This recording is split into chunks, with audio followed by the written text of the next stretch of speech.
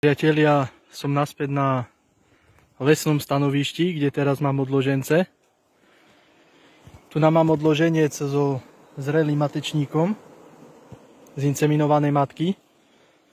No a tu sa nám stala taká vec zaujímavá, ako som spomínal aj v predošlom videu, že keď som spájal rodiny na jeseň cez noviny, ja som nevyhľadával starú matku, som rátal, že nová matka v odloženci tú starú zabíja, alebo naopak, podľa toho, ktorá bude silnejšia.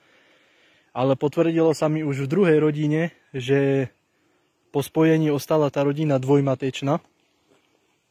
To znamená, z jednej takej rodiny už som urobil odloženec, tam ten červený, prvý. Tam je stará matka, nová matka ostala v úli, biela, a tam je vlastne žltá stará matka. Som našiel obidve matky poznačené v tej spájanej rodine, ktorá je teraz na kočovke na repke. No a tu som robil zmetence.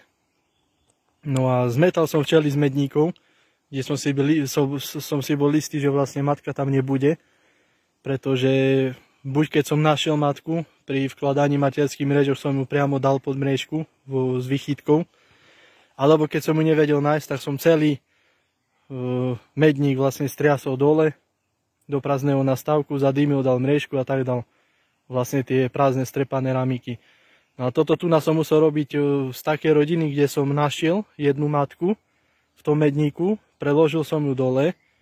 To znamená, tie ostatné ramiky som už nestrepával, lebo som bol na tom, že matku som našiel.